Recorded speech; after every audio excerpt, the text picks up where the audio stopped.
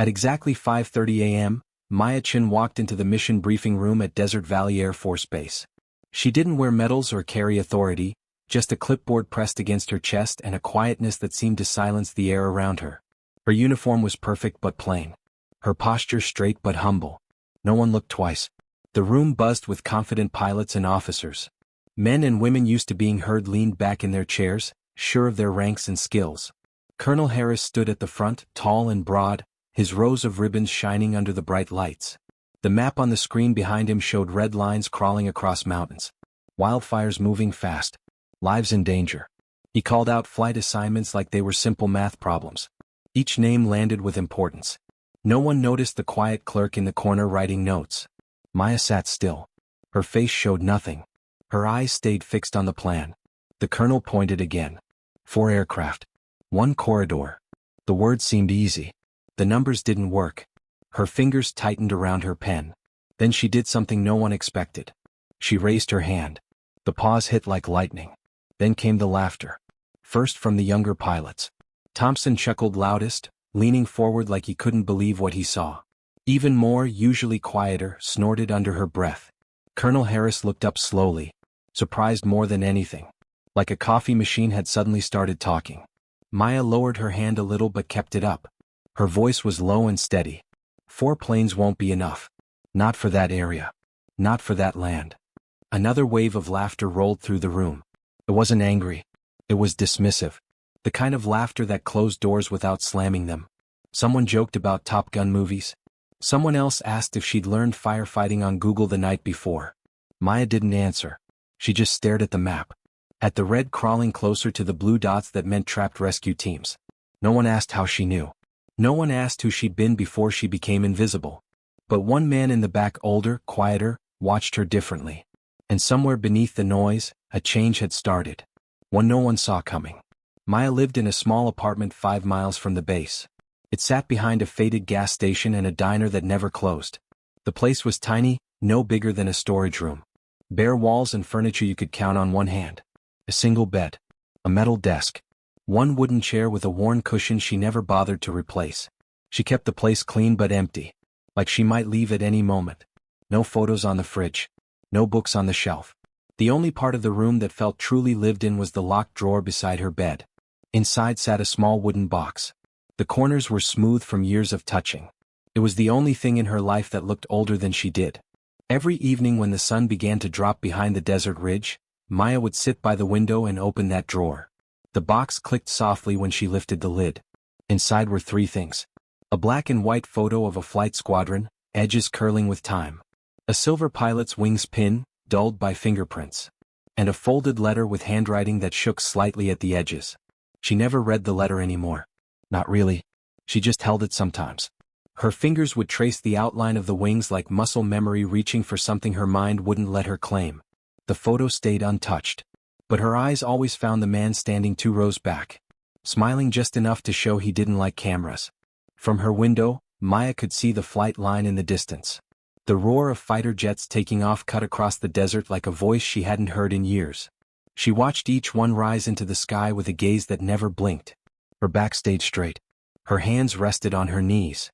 But her breathing changed just slightly. Like her body knew what her mind refused to say. She had been up there once. Not behind a clipboard. Not watching from the ground. But flying. The world had changed. And she had let it. Now she counted supplies and tracked fuel logs while someone else took the controls. Still, every night she watched those jets leave and return. And for a few minutes, as their shadows stretched long across the sand, Maya Chen wasn't a supply clerk. She was something else.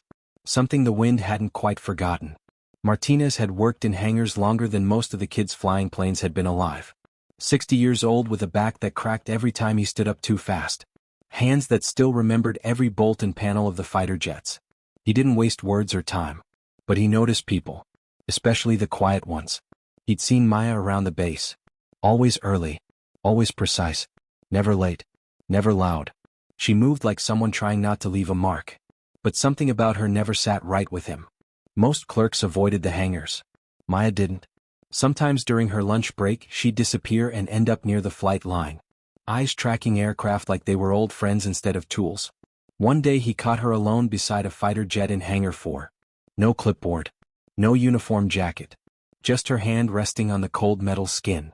Like she knew it. Not like a tourist. Like someone saying hello to something she hadn't touched in years. She didn't hear him at first. The way she stood there. Still as stone. He almost didn't want to break the moment. "You've flown one of these?" he asked. Voice soft. More curious than accusing. Maya turned slowly. Not startled. Just aware. Her lips curved into a smile. But her eyes didn't follow. The smile faded as fast as it came. "A long time ago," she said. That was all.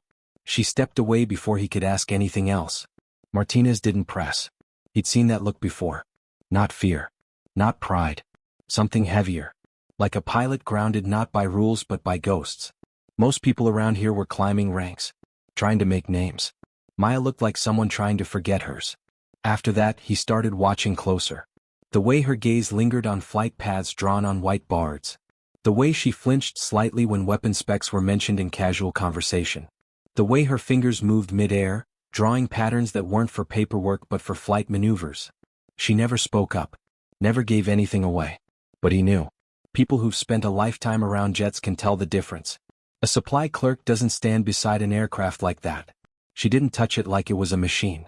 She touched it like it remembered her. And for a moment the fighter jet almost looked like it did. Thompson didn't sit down after the laughter faded. He stayed standing. Tall and smug. Arms crossed like he was about to teach a lesson. He fired off the first question with casual cruelty. Expecting to win. "What's the cannon's firing rate?" Maya answered without hesitation. 3,900 rounds per minute. He blinked. Then asked about combat radius. 800 nautical miles. 288 when fully loaded. A small flicker crossed his face. Not respect. Confusion. He hadn't expected her to know. Moore jumped in trying to regain control. She asked how to handle a fighter jet carrying full weapons in a narrow canyon with strong crosswinds. Maya responded with clean, exact numbers. Bank under 30 degrees. Keep a positive pitch of 2 to 3 degrees. Short burst fire only near rock walls. The air in the room shifted. But no one admitted it. Someone in the back muttered about her memorizing a manual. Another pilot whispered that she probably watched too many training videos. The mockery didn't fade. It changed. Turned from disbelief into sarcasm. Colonel Harris stood still. Arms folded. His face unreadable. Then he stepped forward and asked one question. Had she ever flown through a canyon under fire? Had she ever lost power mid-turn with lives depending on her? Had she ever had a missile lock in her ear and 2 seconds to live? Maya said nothing. Her lips pressed into a line. Her fingers curled tighter around the clipboard. Harris gave a smile that held no warmth. That's what he thought. He told her textbook answers didn't matter in combat. That real flying wasn't something you learned by reading. He didn't shout. He didn't insult her. But his voice cut through her like steel wrapped in politeness.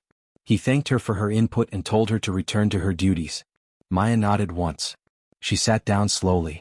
Her shoulders were straight but her head was low. Her throat tightened but she didn't speak. Around her, the room went back to planning like she hadn't existed a moment ago. Only one thing stayed with her. The silence between her answer and their rejection. Not because she was wrong. But because no one wanted her to be right. The memory. The sky over Afghanistan had been a burnt orange haze. Thick with heat and smoke. Maya flew lead in a formation of 4 fighter jets. Call sign, Phoenix 1. They were on an urgent support run. Scrambling to help soldiers pinned down near a valley too deep for satellites and too narrow for helicopters. Jake flew on her wing. Older. Sharper. Steady in ways she still admired. He warned her over comms. Intelligence spotted possible missile sites near the ridge. He suggested they wait for confirmation. She looked down at the blinking distress signals on her display. 15 soldiers running out of time. Out of cover. Out of luck. No, she said. They can't wait. Her first run dropped low and fast. The cannon roared as she hit enemy positions with precise bursts. Dust kicked up like thunder. Bodies scattered. Radio chatter surged with hope. The second pass was clean. Cleaner than it should have been. Jake said he'd follow her in tighter this time. He covered the southern ridge while she cleared a path through the center. Then it happened. Her missile warning screamed. She pulled hard left and dumped flares. The first missile missed by inches. She turned her head just in time to see Jake's jet catch the second. A flash. Then fire. Then black spiraling smoke across the blue. His voice came through the headset. ragged and cracking. Told her to finish it. Told her they still needed her. She wanted to turn back. She wanted to find where he fell. But she made the call. Maya made 9 more runs that day. She cleared the last of the enemy positions and carved out a landing zone for evacuation. All 15 soldiers made it out alive. Not one scratch. But Jake didn't. They found what was left of his aircraft 2 days later. She never asked for the report. The return. Back in Arizona, she walked out of the briefing room with Colonel Harris's words still echoing in her ears. Her boots struck the floor in rhythm, but her breath came uneven. Her fingers ached from clenching the clipboard. She didn't look back at the pilots. She didn't need to. The ghosts followed her either way. Her phone buzzed in her pocket as she stepped out into the afternoon sun. The brightness bit at her eyes after the cold indifference of the briefing room. She didn't check it at first. She walked halfway to the admin building before the second buzz made her stop. A message from Martinez blinked on the screen. Don't let them win. Jake wouldn't want this. Then another, Hangar 7. Come alone. The message hit like a pressure drop. Her lungs tightened around it. She turned without thinking. Her boots finding their way across the runway like the map had always been in her bones. Hangar 7 sat farther out. Away from the noise and traffic. The kind of place where forgotten things were kept out of view. Martinez stood at the edge of the open doors. Arms folded. Looking like he'd been waiting for hours. He nodded once, then stepped aside. Inside, the hangar felt like a different kind of quiet. Not emptiness. Reverence. The air smelled of oil and metal long at rest. A single aircraft sat beneath a tarp. Big. Heavy. Sleeping. He pulled back the cover without a word. Maya froze. The black paint had dulled, but the shape was unmistakable. Her fighter jet. Phoenix. Her name was still there. Faded and scuffed near the cockpit. But it was the marks that stopped her breath. 47 small white symbols along the side. Each one carefully hand-painted. Each one a life saved. Martinez stepped closer. Voice low. She's been here the whole time. Still flight-worthy. Still yours. Maya didn't move. Her fingers itched, but she didn't reach out. Not yet. He led her to a small workbench near the wall. Laid out on top was a flight bag. Her name stitched in worn thread. The zipper opened with a tug. Stiff from disuse. Inside, her old helmet. Her patches. The gloves she used to swear were lucky. She picked one up. Held it to her face and breathed in the faint trace of jet fuel and desert wind. Martinez sat on a nearby stool. Elbows resting on his knees. You didn't stop flying because you weren't good. You stopped because you cared too much. That's not weakness. That's what made you dangerous in the right way. She turned away. Eyes stinging. Her voice barely rose above a whisper. I made the wrong call. Jake died. Martinez didn't flinch. Jake made his own call. He stayed with you because he knew you'd bring the rest home. She closed her eyes. Behind her lids, fire, a spinning sky, a voice fading through static. Save them. Every night since, that line had found her. Not as comfort. As punishment. She sat down on the edge of the aircraft's wing. The metal was cool under her hands. Steady. Familiar. Like a place she hadn't dared return to. Her fingers traced the 47th mark. Then they paused. That one, Martinez said gently, was the last one before Afghanistan. After that, they stopped counting. She looked at him. Eyes tired but sharper than they'd been in years. What if I freeze again? What if I lead someone into the same fire and don't get them out? He stood slowly. Then they'll follow you because they know what it cost you. And because you're still here. Maya looked down. Her chest ached with memory. But beneath the ache, something else stirred. Not peace. Not yet. But something close to it. A step toward it. She pulled a folded paper from her back pocket. The letter. Still unfinished. Still unsent. Dear Laura, she read quietly. He wanted to save them. I made sure he didn't die for nothing. I just wish I could have done both. She looked up at the fighter jet. It hadn't changed. But she had. Maybe enough. Martinez walked to the door and paused. They need a 5th bird. That fire's not slowing down. Command thinks 4 will do it. But they're wrong. Maya stood. The flight suit heavy in her arms. Her voice steadier now. Then maybe it's time Phoenix flew again. The hangar lights buzzed overhead. Dust floated like quiet ghosts. Maya reached out. Touched the cockpit for the first time in 3 years. Her hand didn't shake. The doors swung open mid-sentence. Halting Colonel Harris's voice in the middle of a command. Heads turned as boots echoed across the concrete floor. Maya stood in the doorway wearing a flight suit no one had seen before. Her name patch faded but clear. Her shoulders were square. Her face calm. The same woman they ignored yesterday now filled the room with silence. She walked to the front without invitation. Without apology. No clipboard. No hesitation. The room parted like she didn't need space to be given. She stopped beside the digital map still showing the flawed plan. The fire had shifted again, threatening the evacuation zone. She spoke clearly. If they didn't change the flight pattern, they would lose everyone trapped in the danger zone. Harris opened his mouth, but she was already uploading a file to the command terminal. The projector flickered, then filled with rows of documents. Mission logs. Deployment history. Combat saves.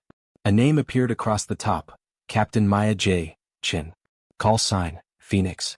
The room froze. No one breathed. A chart showed her service record. 4 tours. 65 missions. 47 confirmed saves. 2 silver stars.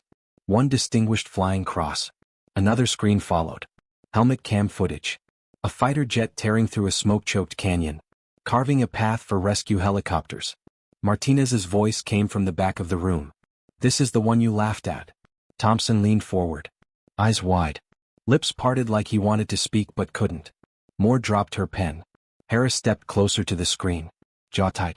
Shoulders stiff. He turned to Maya. She held his gaze without flinching. Someone whispered, Phoenix. The word carried weight now. It wasn't a rumor. It was a myth. It was the woman standing right in front of them. Maya turned back to the map. She began redrawing the flight pattern with steady fingers.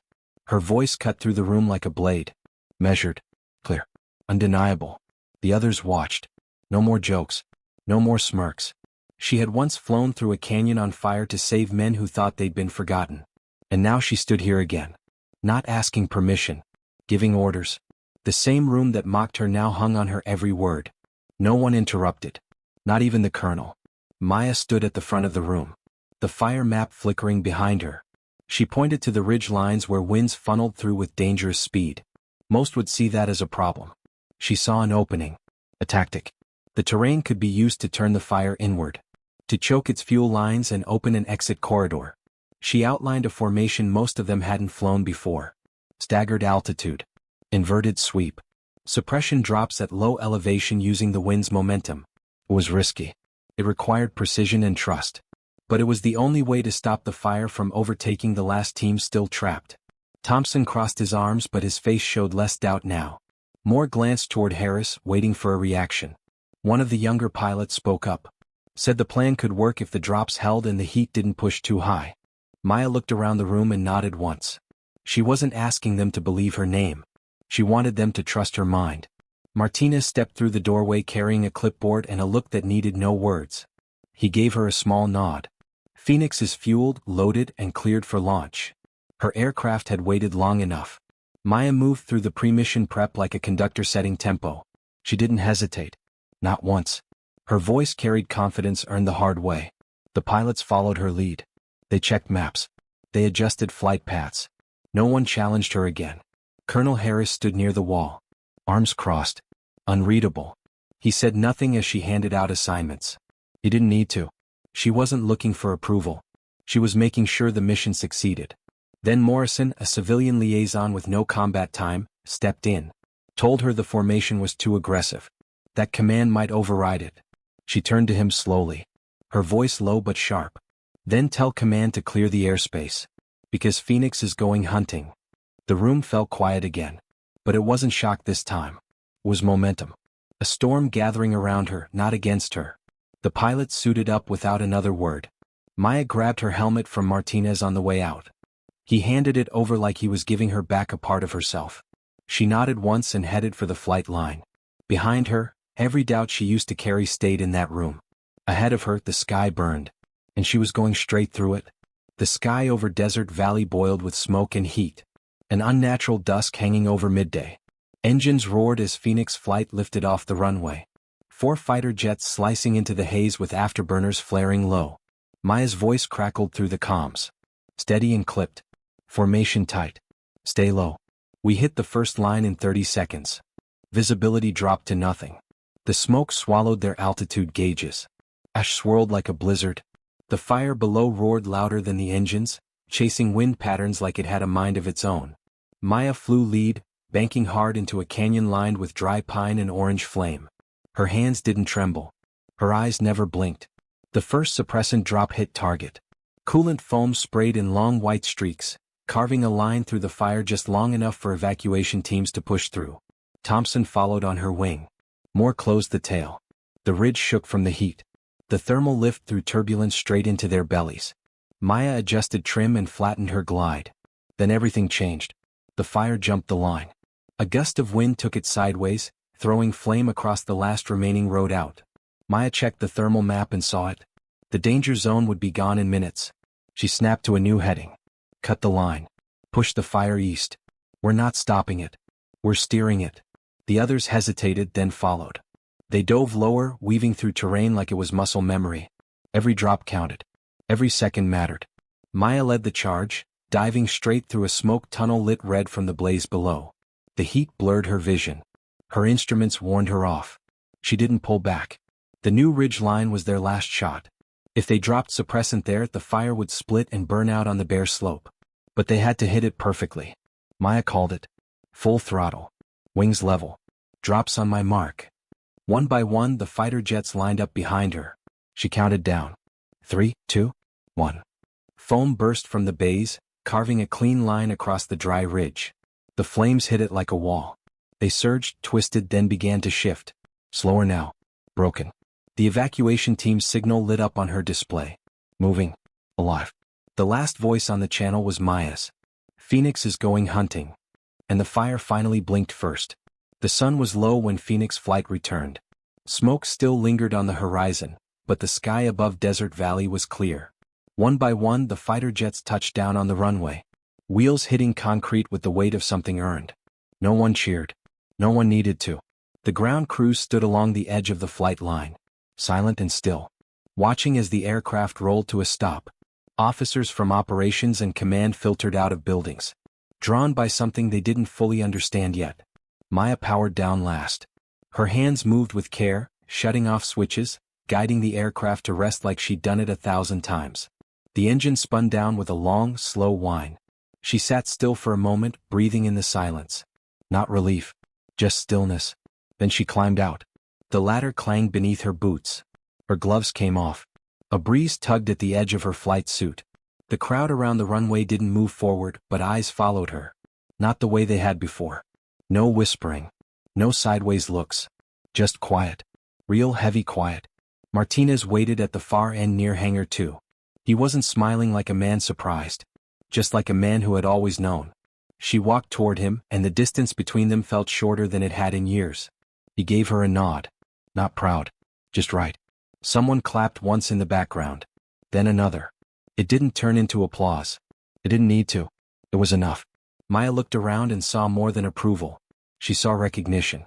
Pilots she hadn't spoken to. Crew she barely knew. All of them looking at her not with admiration but with understanding. Not because she came back alive. Because she brought something back with her. She had changed something. Not just the outcome of a mission. Not just a fire line. She had shifted the ground beneath the feet of everyone who thought they knew who belonged up there. And for the first time in years, she wasn't holding her breath. She let it go.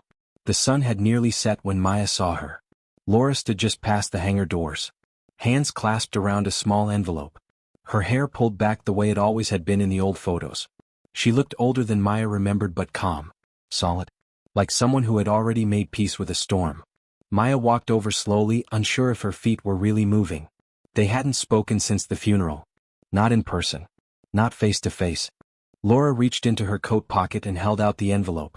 Jake wrote this the night before Afghanistan, she said. He meant for you to have it. Maya froze. Her hand hovered, unsure. But then she took it. Her fingers closed around the paper like it might vanish. She started to speak, but Laura touched her arm. You didn't let him down, she said softly. He didn't die because something went wrong. He died because something went right. 15 men came home because he stayed with you. He always believed in you. Even when you didn't. Maya couldn't answer. Her throat locked up. Her eyes burned. Laura gave her one last look. Warm and steady. Then walked away, leaving her alone with the letter. She sat on the wing of her aircraft. The hangar now empty. The lights above humming faintly. The envelope was thin. the seal worn. Her hands shook a little as she opened it. The handwriting was familiar, unmistakable. She read it slowly, her breath catching on every pause. Jake's voice came through like wind through trees. He talked about the mission, about the odds, about what mattered. He said courage wasn't just flying through fire. It was trusting yourself to fly again after. He said he hoped she'd never carry guilt for choices made in war. That forgiveness wasn't something to earn. It was something you had to give yourself. That she was always the best of them, even if she couldn't see it. When she finished reading, Maya sat still for a long time. No tears at first. Just quiet. Like something heavy had shifted. Then finally her shoulders dropped. Her chest let go. And the weight she'd carried for years lifted just enough to let her breathe again. The office was quiet when Colonel Harris extended the offer. His voice carried none of the sharp edge it once had. Only respect. A full return to active duty. Flight command. She wanted it. The squadron had already voiced their choice. They wanted her to lead. Maya didn't answer right away. She looked around the room, then back at him. Her eyes were steady. Her voice even. She said there was something she needed to do first. A letter that had waited too long. 3 years too long. Harris nodded. He didn't press her. Maybe for the first time he understood. She didn't need orders to do what mattered. She rose from the chair and walked out into the fading daylight. The runway stretched ahead of her. Empty. So.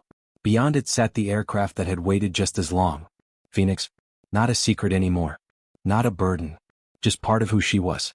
Maya stood at the edge of the runway with the wind pulling gently at her sleeves. She thought about Jake. About Laura. About Martinez, who had never stopped believing. She thought about the pilots watching her now. Not as a myth but as a leader. And she smiled. Not because the weight was gone, but because she finally knew how to carry it. She turned toward her quarters. Toward the desk and the blank page waiting for her hand. She would write the letter. Not for closure, but for beginning.